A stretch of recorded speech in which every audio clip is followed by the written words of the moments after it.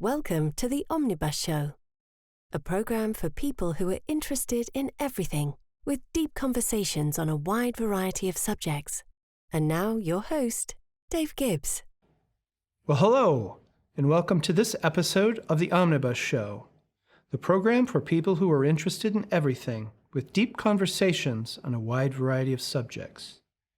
Today's guest is Rodney Marshall, who is the editor of the classic British television drama book series and a co-host of the podcast ITC Entertained the World. He's published 20 books about 1960s popular culture and TV action adventure, including individual guides to the Avengers, Man in the Suitcase, The Saint, and Danger Man. He has also produced guides to a number of 70s and 80s series, including Blake's 7 and Traveling Man, in addition to 5 books about football, that would be soccer to us, and the first full-length study of Ian Rankin's Inspector Rebus novels, Blurred Boundaries. Rodney's a former tutor and lecturer at Exeter University. His father was the prolific television and film scriptwriter Rodney Marshall. Welcome, Rodney. It's great to have you here today. Well, lovely to be invited, Dave. Thank you so much. Well, we could talk for hours. I was born in the year Beatlemania started, and you were born the year England won the World Cup. So we have a lot of I call them baby memories, and we both have a love for classic British television, and back at that time there were just so many programs that came out after the Beatles. And so the programming was very, very popular and lasted for a while.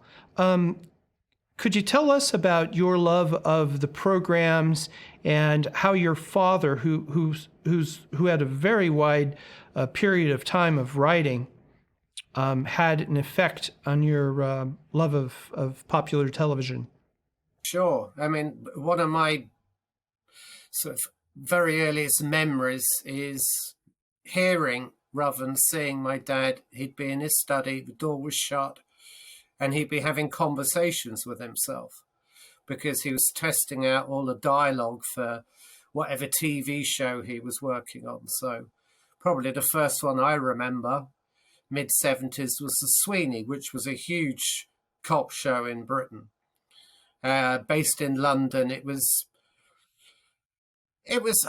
I guess the nearest equivalent in the States would be Starsky and Hutch, that type of show. So sort of a bit buddy, but quite tough as well.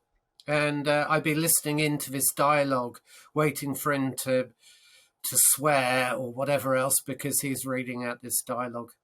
And so I suppose I grew up with the idea that there's something quite exciting about starting with a blank piece of paper. And then a few months later, I'd be watching my dad's shows on the TV. And this is at a time in England when we only had 3 TV channels. You know, today there are hundreds. So if my dad was writing, let's say, a Sweeney episode, it would be watched by 20 million people. Half the country would be watching the program. And so I think that made TV quite special back then, because the next day in an office or the school playground, people would be discussing the shows. So I'm sure that a lot of my interest in classic TV, cult TV, retro TV, whatever you want to call it, comes from having a dad whose shows I probably shouldn't have been watching, age 9 or 10, but I was allowed to stay up if he'd written them. Yeah, there you go. I didn't see the Sweeney here when I was a young child, but when I was in the UK later on, I had seen episodes, and get your trousers on. You've been nicked. We're John Sweeney, Thaw, and we haven't had our dinner yet. That was always a popular. That's it. We haven't had our dinner yet. And most people here would know John Thaw from Inspector Morse in the 80s to 2000. Yeah, I mean, my dad had a special relationship with John Thaw. They'd started in the 60s on a series of films called the Edgar Wallace Mysteries, which Yes. in America went straight to TV. In Britain, they were what we would call second feature films, what you would call B-movies, I guess. Yes. And John Thor, a very young John Thor, was in one of my dad's. And then they worked on a show called Red Cap, where he was a military sort of policeman, basically investigating things within the army itself. And then the Sweeney, and then they worked in the 80s on the show. And it was probably one of Dad's biggest disappointments that he was never asked to write for Inspector Morse. He'd have loved doing that because he worked with John Thor more than he worked with anyone else.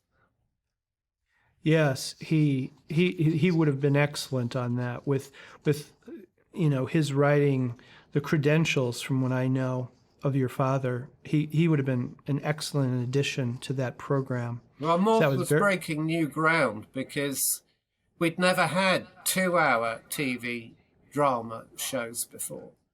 Obviously, we'd had, like in America in the late 50s, most of it was half-hour shows.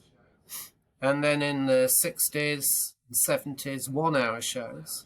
And I think when they first announced that Inspector Morse was going to be 2 hours, obviously less with the commercial breaks, people would go, well, that won't work. People won't sit there for 2 hours. But in fact, it got very good viewing figures. Yes. And I think they shortened the episodes. There weren't like in the early days of earlier television where you'd have 26 episodes that you'd have for a full year or so. And so they probably did anywhere from half a dozen to four to eight probably a season, if I recall. Yeah, I think it was often 3 or 4. I think you're right. And as we talked before the show, I've, over here in the U.S. with British television, I would say the Beatles coming to America made an incredible highway for British programs coming here to the U.S. And I'd say probably 3 of the big ones, and your father had written in these programs, was the Avengers, particularly with Diana Rigg, and also the Danger Man, and with Patrick McGowan, and The Saints with Roger Moore. Now, there were other programs, but I just think that those, and over here, the Danger Man was called Secret Agent, with a different theme. But those were very popular programs.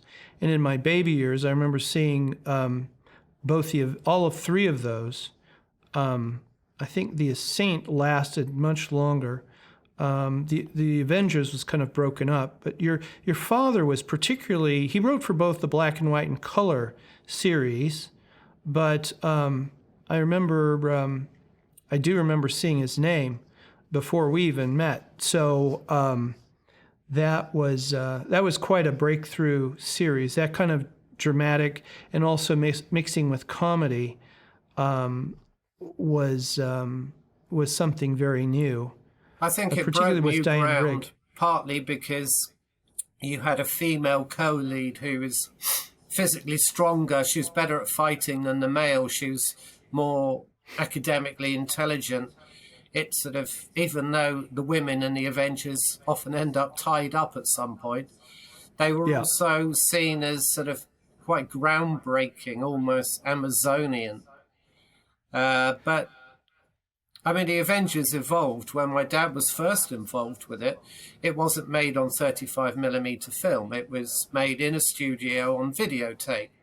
Mm-hmm. And so you were very limited to what you could do. But at the same time, I think there was far more of a buzz about making TV then, because you were making it almost like recording theatre. Any mistakes, doorknobs that fell off, fluffed lines, they stayed in.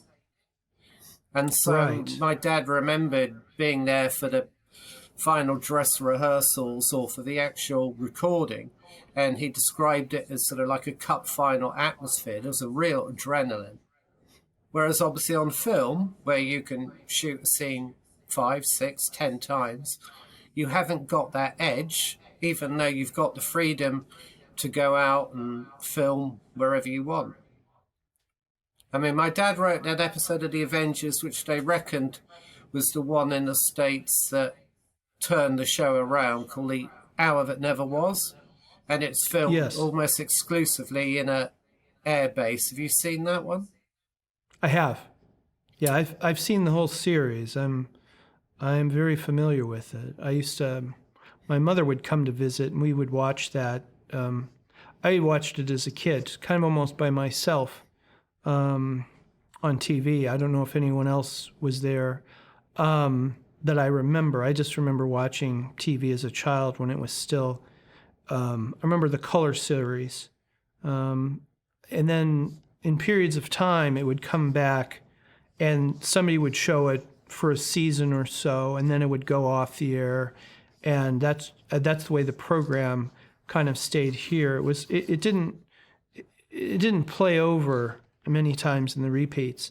And then, of course, in the 2000s, when all these DVDs came out, you could buy the whole series yourself and catch all the shows whenever you wanted to. And especially with Danger Man, because I hadn't seen Danger Man since I was, since I was a baby boy.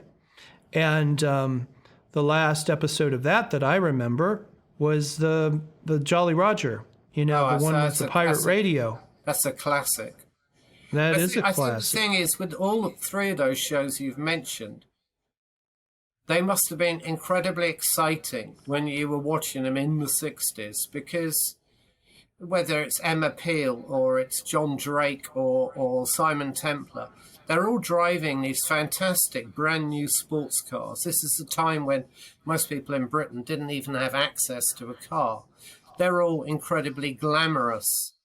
And I think it must have been wonderful escapism. You've come back from maybe boring job in a shop, an office, a factory, and you could escape, well, supposedly to anywhere in the world. Obviously, it was a studio backlot, but, it was escapist entertainment. Yeah.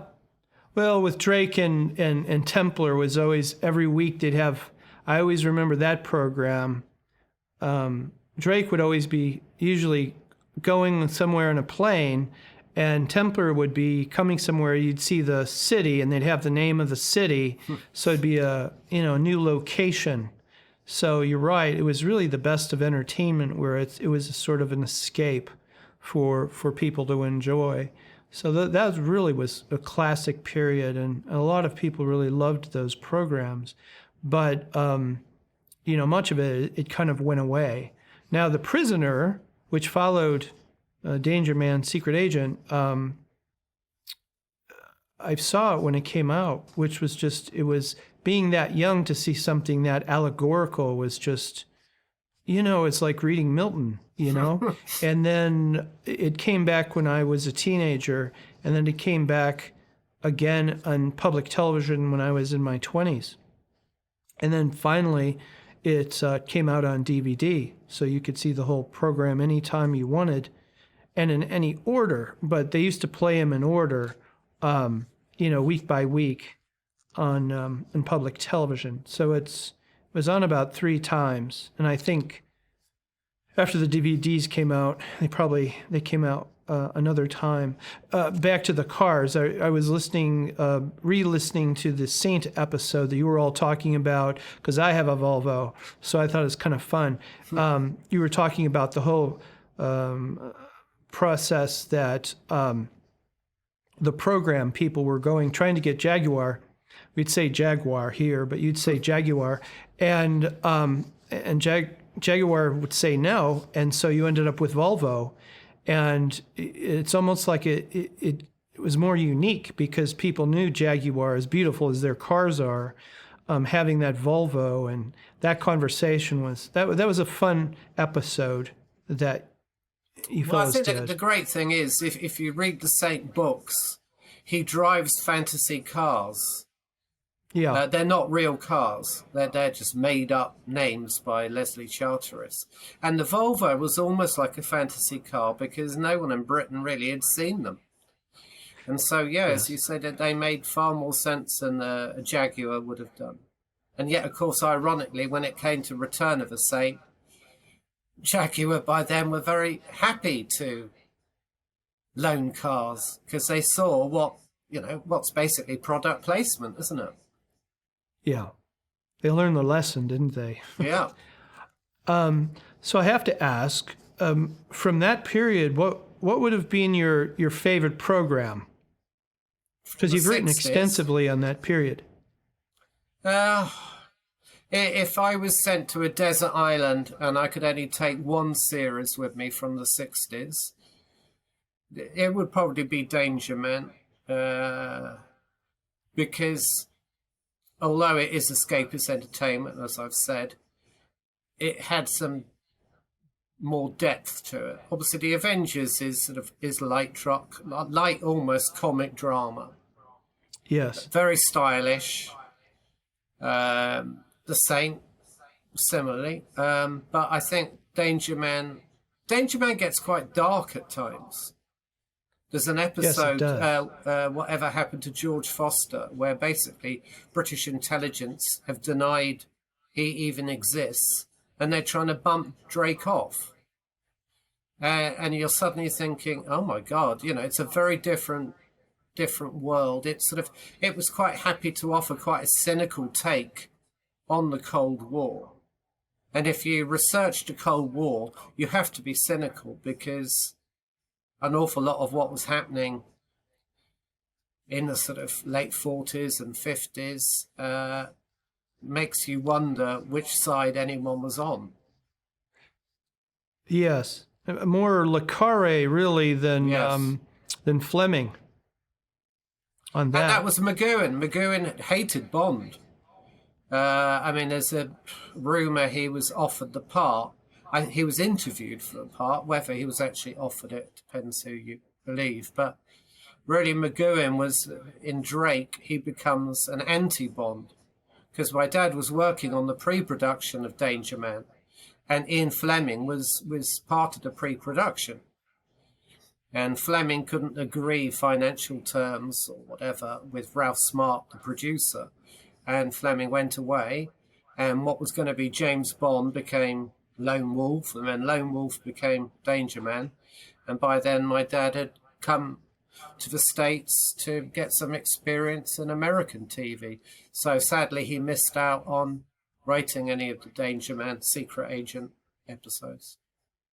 Well, I would echo you on the Avengers with Emma Peel, but I did think that the best program from that period was definitely Danger Man, which we had Secret Agent here, which, like I said, had a different tune, but High Wire, which is the theme in the UK, played throughout the show. So I remembered the tune from childhood. And I remember hearing it when I first saw the DVD, and I thought, oh my goodness, it's like, I remember that song. It's like something I've heard. It's very distinctive, like, what I mean? Isn't it? It's that harpsichord-driven score. It's the harpsichord. And if anything, it's at odds with the show because it's quite light and playful. And yet what you're going to see is often, as I say, quite dark and cynical. I mean, Drake hates his bosses. His bosses hate him. It just so happens that he's good at his job. There was a very similar show, but it probably never came to the States because it was made on videotape rather than film, and that was Callan. And Callan was Edward Woodward, who went on to make The Equalizer. Right. And Callan is even more self-loathing than Drake is. That's about as dark as Cold War TV gets. But as I say, it was made on videotape, so you knew immediately you're not going to get an export to America. Gotcha. Yeah, qualitatively quite different. And but thank you so much on sharing your thoughts on that. And then, now my father didn't work in TV programming, but this is our parallel. My father was in TV news. He started in radio after the war and then went on to CBS in Chicago, He was, there was a famous, the first presidential debate was at CBS, and he was there on stage between who became the president, John Kennedy, and Richard Nixon, who became president later. He was at the first debate, and that was a quite exciting thing. And he had quite a career there in Chicago news. In America, Chicago's really the top market for news over New York and Los Angeles. So would that have been live TV? Live TV, correct. Crikey. Yeah, you were, and having live TV with all these people. Back then, at that time, there were more civics about not, when the director would say, quiet on the set, people would be pretty quiet. They wouldn't just yell out things and such. So that was a very civil conversation in their debate, much different than you'd have today. Today, it's just, it's television theatrics, which is almost like it would be better if it went back to radio. And so that people could focus on content rather than spectacle. So he did programming, wrote news in Chicago, and then he went on to NBC because he liked documentaries. He was heavily influenced by Edward R. Murrow, who when I was young, back in the 70s, we're talking about our growing up time, while you were listening to your father writing programs, I would sit in the front room with my father while we'd lay down on the couch and what have you, and we'd listen to this recording that a friend had given him of Edward R. Murrow when he was recording from the roof of BBC down in Langham Place, in Portland's Langham Place, just off of Regent Street. And he would do his reports from the roof in London, and that's what I grew up with. And but he did a lot of documentaries, and my father was into that, and NBC allowed him to do a number of documentaries. Unfortunately, a lot of those aren't extant anymore.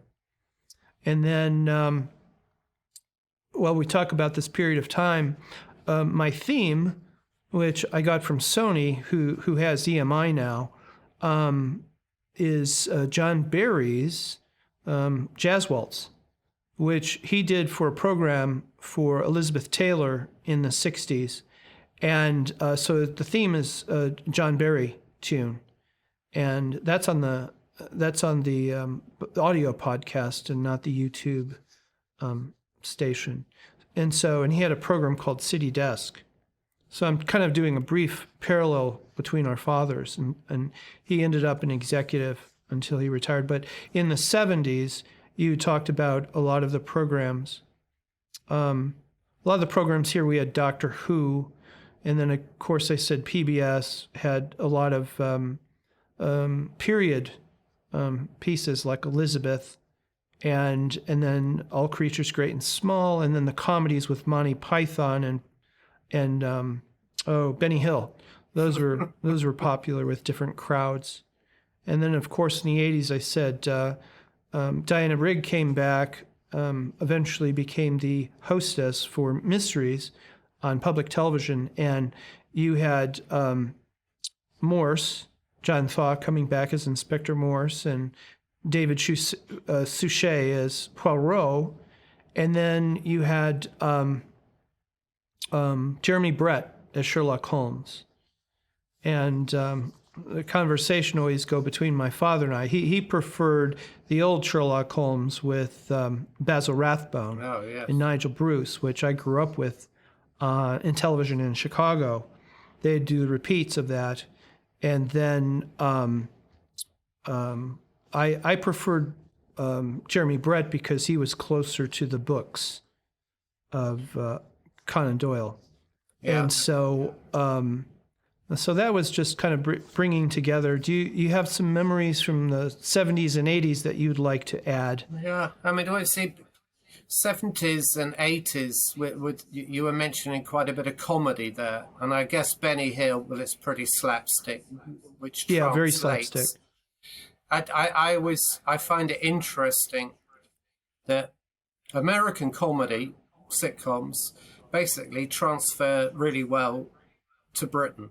So over here, whether it's Friends or like Frasier, the Frasier comedy goes down very well with the British audience. I think an awful lot of British comedy doesn't transfer to America. You know, a lot of the shows that were popular in the 70s and 80s, whether it's something like Dad's Army or whatever. I'm not sure that British humour translates. I think maybe something like the Avengers probably suited an American market, that sort of humour, because it probably presented Britain or England as probably quite a lot of people in America thought it was, you know, little chocolate box cottages. And you were saying when we were chatting before we went on air, you know, businessmen in a bowler hat and umbrella going to the City of London, sort of thing you might get in Bedknobs and Broomsticks or whatever else. And of course, as soon as those shows when they were being made, they were being made with one eye on the American market. So if you watch the early Danger Man or The Saint, you've got Roger Moore and Patrick McGoohan talking with a almost what I'd call mid-Atlantic accent. Because it was correct. That was the anglicized American kind of. Yep. And that was popular really from about the 30s and 40s, when a lot of American culture was still very Anglo then, and there was an aspiration to things British, and in a sort of a cosmopolitan way, if that makes sense. Yeah. And I think what you get by the 80s is certainly as a teenager in the 80s, I remember everyone my age aspiring to America, you know, because we were watching shows like, you know, Miami Vice or Magnum, and we consider those to be really cool. Whereas British shows in the 70s and even in the early 80s, they were often sort of quite grey and grim. Yeah, that's, as I remember, the programming from the period you were saying is that a lot of the period pieces in the 70s and then into the 80s, the mystery programs became the primary British programs we had. So, Rodney, thank you. We're going to take a break right now, and we will be back in Chapter 2 with Rodney Marshall here on the Omnibus Show.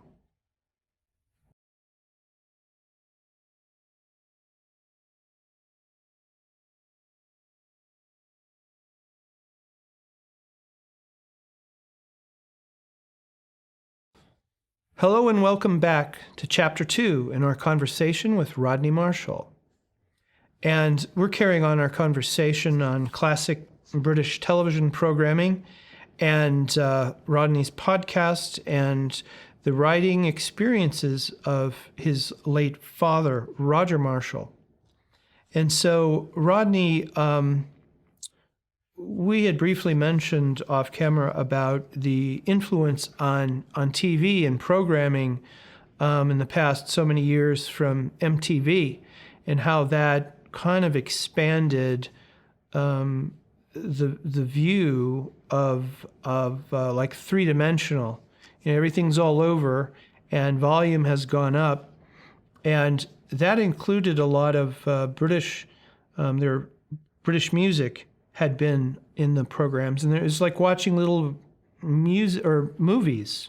Yeah, absolutely. And of course, quite a lot of those, particularly the British pop bands who are making videos in the sort of late 80s and in the 90s, they returned to those 60s action adventure TV shows we were talking about earlier. So like the Pretenders, you know, have got a whole video which goes around, you know, the Avengers. You've got Oasis using Patrick McNee in a video, using Richard Bradford for A Man in a Suitcase for a front cover of one of their, I can't remember if it was a LP or it was a single. So I think what you've got is in the 90s with MTV, you've got a generation of people who'd grown up loving that 60s action adventure. And certainly in Britain, it led to a lot of those shows being put on again. And of course, by the 90s, we're into the culture of VCRs, of video recorders, and then obviously DVD players. And these shows that, certainly if you'd asked my dad was always shocked that there was still interest in these shows, because if you were involved in TV in the 50s and 60s, it was seen as ephemeral. It was made today, watched tomorrow, forgotten about the following day. And of course, a lot of the shows, if they're on videotape, were wiped. They don't even exist anymore. And so for my dad to go to conventions where people have got the videotapes and then the DVDs, he was shocked that there are still, that there were new generations loving these shows. But of course, that sort of escapist action, adventure, entertainment is pretty timeless. You sit down and in half an hour or an hour, you've had a whole story told.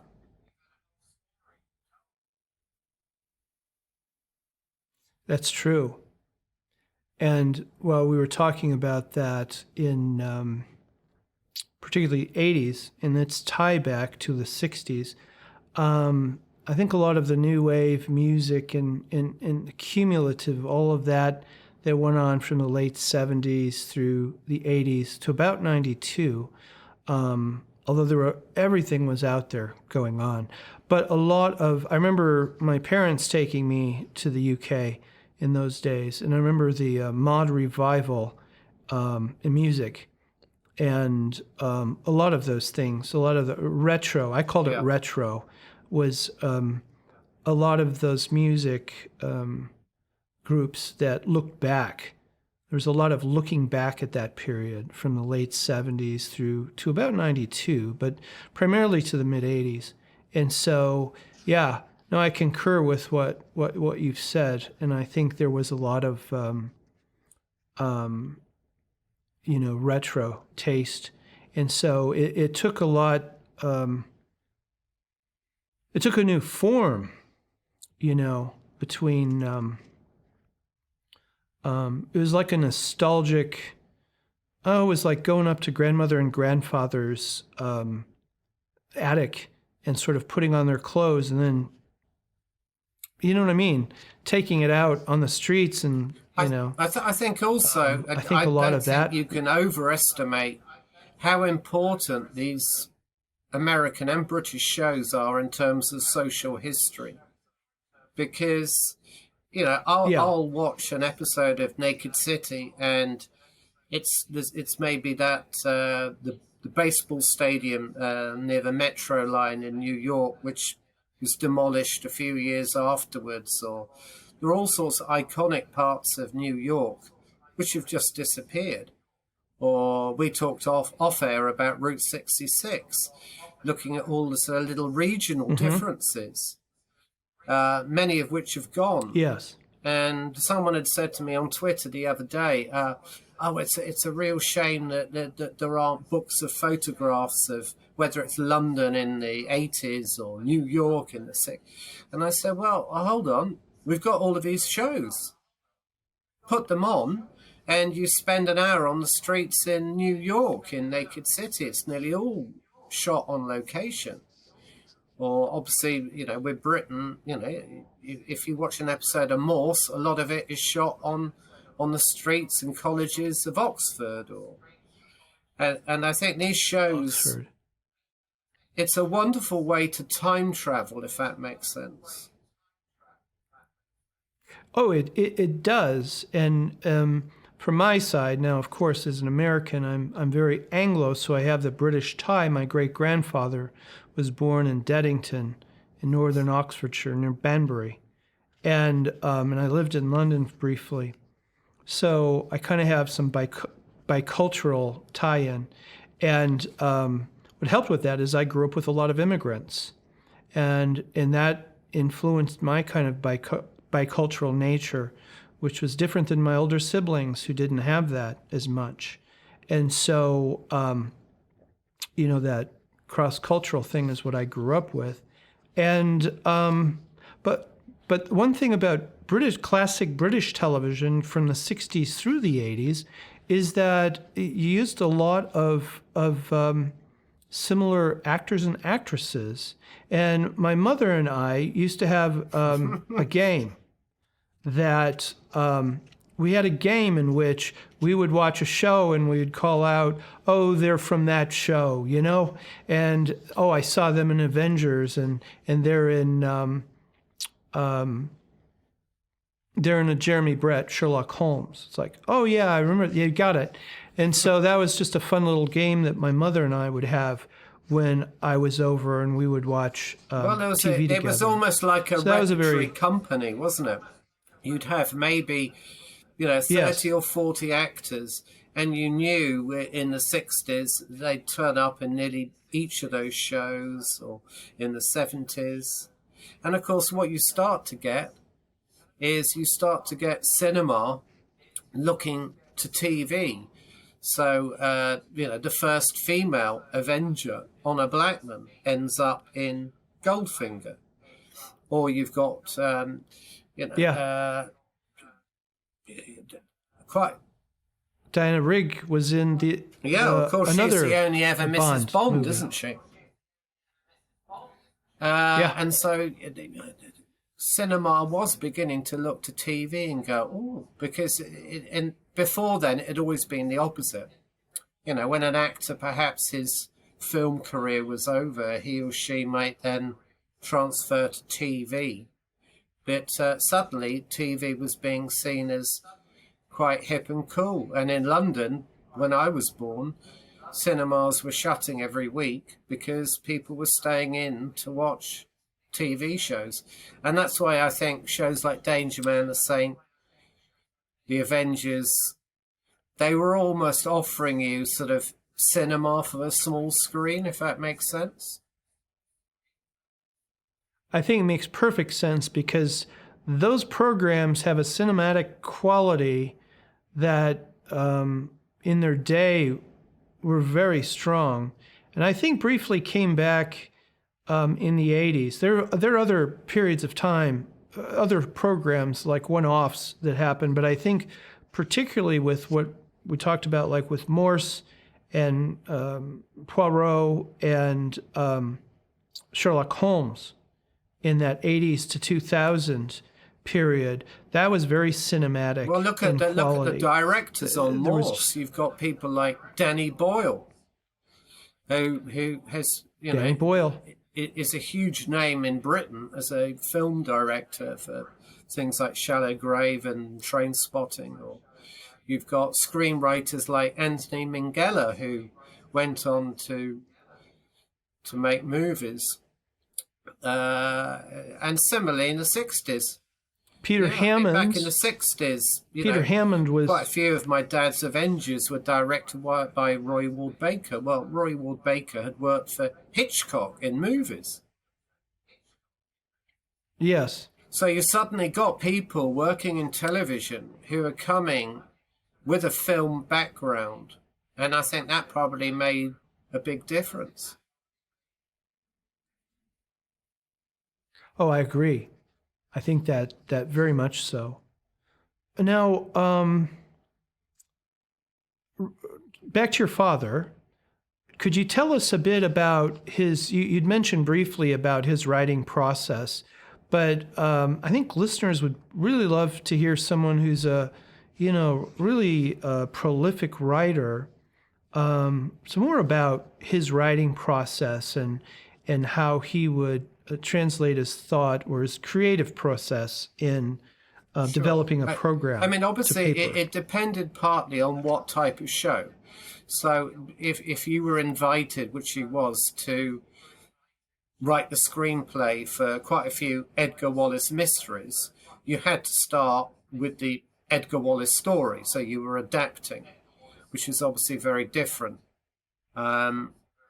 Whereas when he was creating his own shows, you're freer. You're not starting with something. I mean, what my dad was a huge collector of, he was a huge collector of stories from newspapers.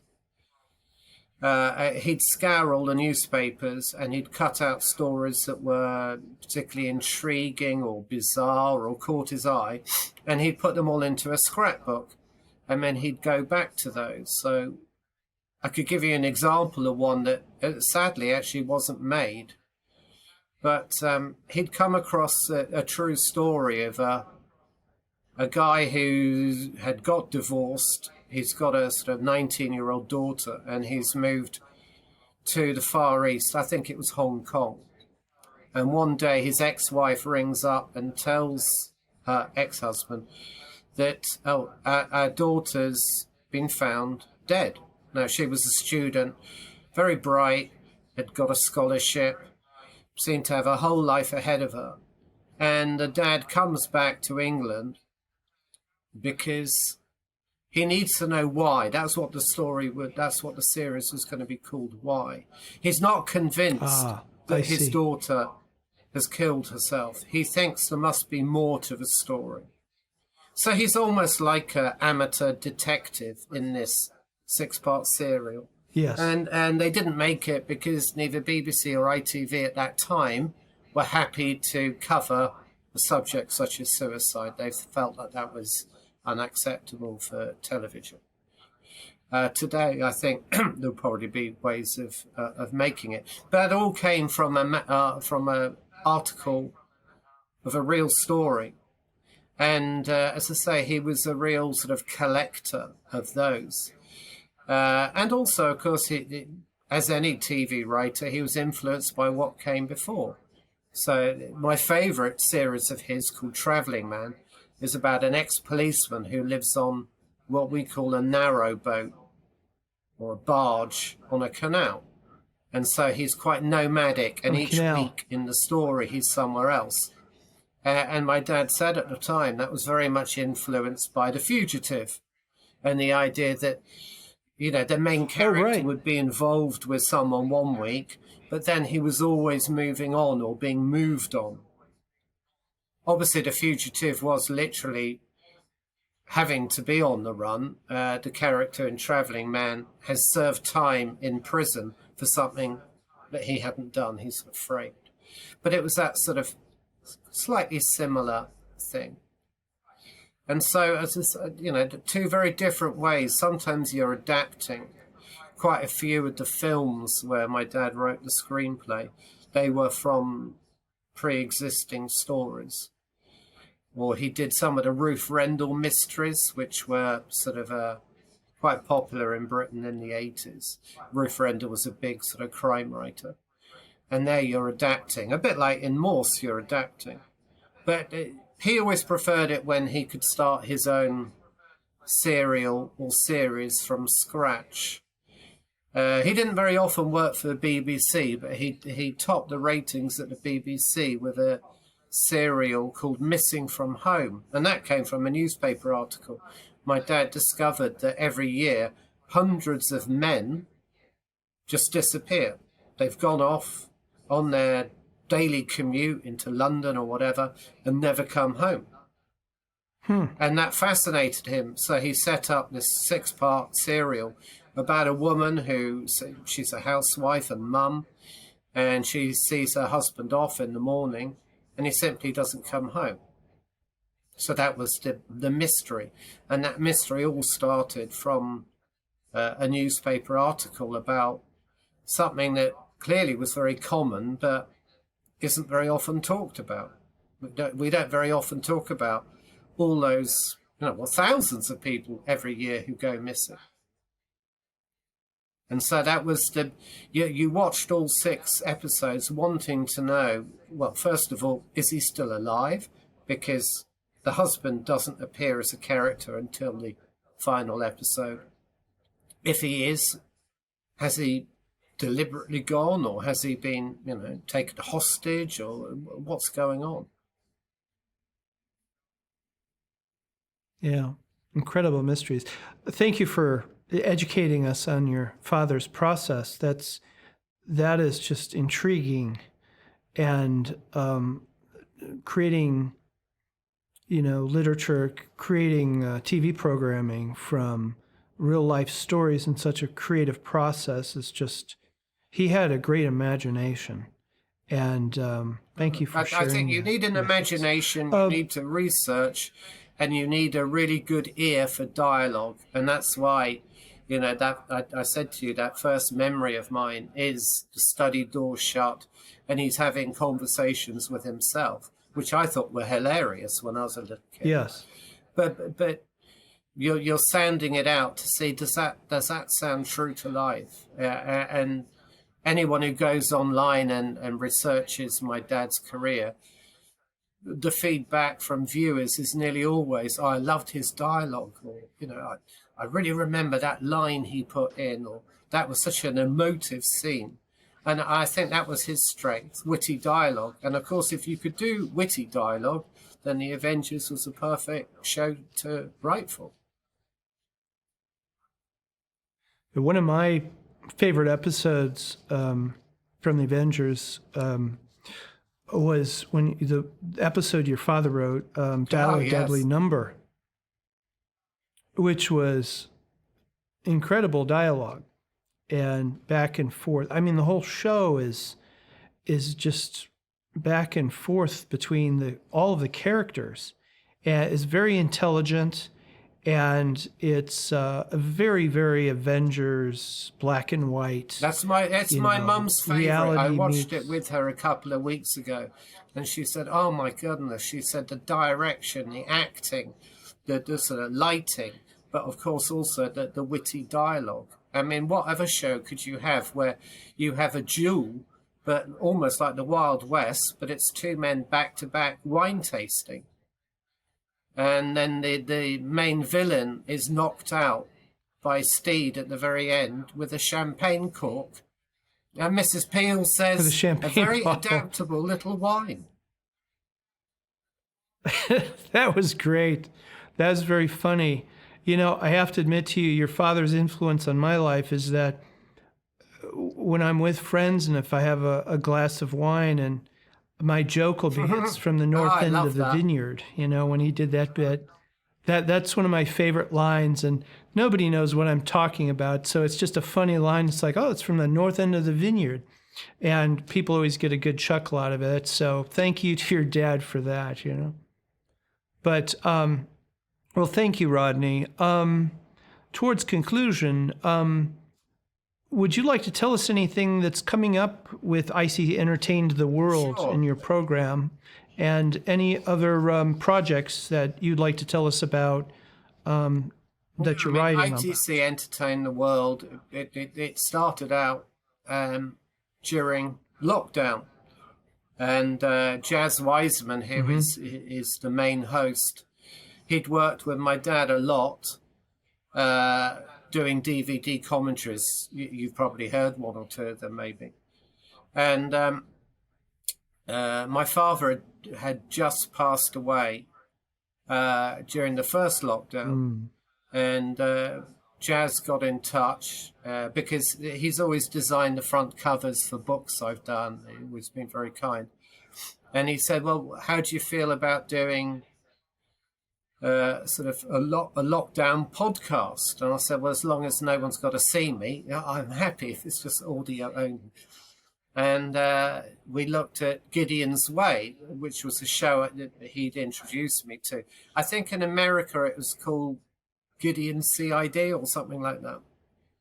And I think it was. And we did this, and there was a lot of really positive feedback. People said they really enjoyed it. I mean, the great thing is Jazz is brilliant at research, so he'd spend weeks editing and making sure he's got the bits of music, and perhaps for example, on the one we did on the Persuaders, he's got some of his interviews he did with Roger Moore on there. The podcast sort of carried on. And, sometimes in times of plague or whatever, good things come out of it. And I think probably a lot of people got creative because they were stuck at home, and people wanted to be entertained. And the podcast has sort of carried on. Yes. We have covered some films. I mean, ITC obviously was this entrepreneur Lou Grade's company, but they ventured into film. Things like one of the Pink Panther films is an ITC film. There's another Blake Edwards film, The Tamarind Seed, which is an ITC film. And so you've got a few different genres we've covered. We've covered an anthology series called Hammer House of Horror. Obviously, a lot of what we've covered is action-adventure. The next one is Champions, which we recorded a week ago, yes, which is a fun series. And it follows the usual ITC format of normally having an American actor in one of the parts. Not hardly ever, apart from Tony Curtis with The Persuaders, hardly ever an actor that would be well known to American audiences.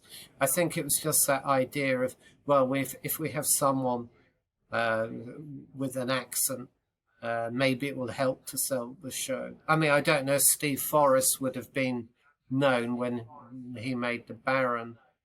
Certainly Richard Bradford wouldn't have been when he made Man in a Suitcase. And in The Champions, it's a New Yorker called Stuart Damon, who I think did go on and have a long-running part in, was it called General Hospital? That I don't know, but you're probably correct. Oh, and one interview I'm glad you had was Jane Murrow.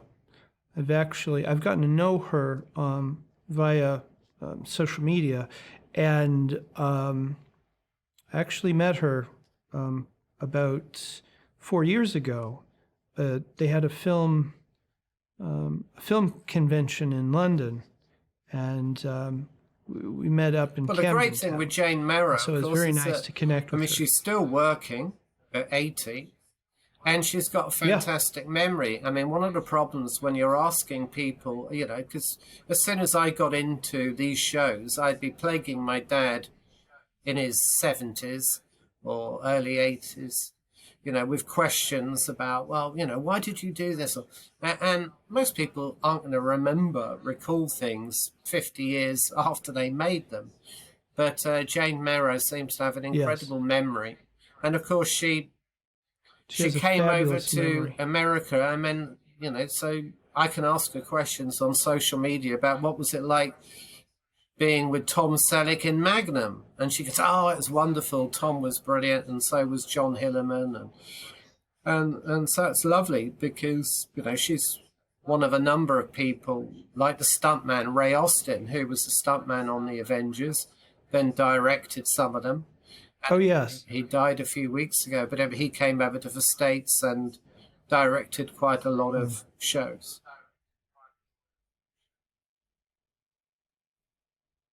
Oh, okay.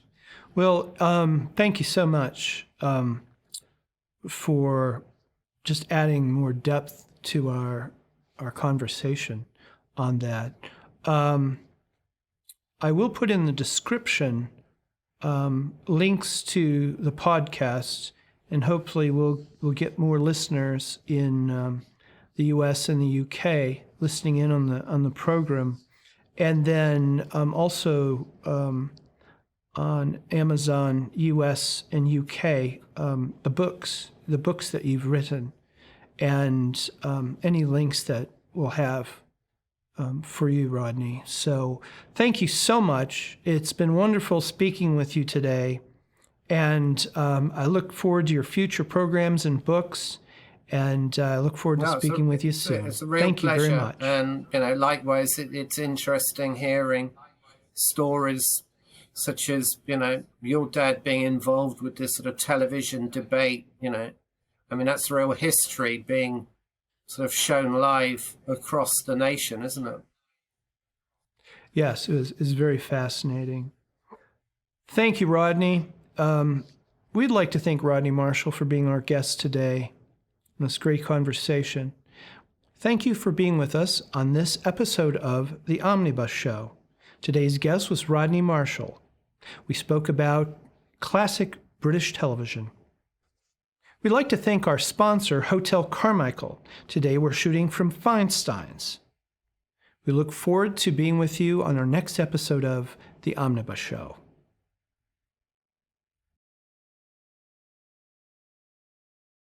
If you enjoyed this program, please like, share, and subscribe to continue the conversation. For the Omnibus Show newsletter, please sign up at theomnibusshow.com.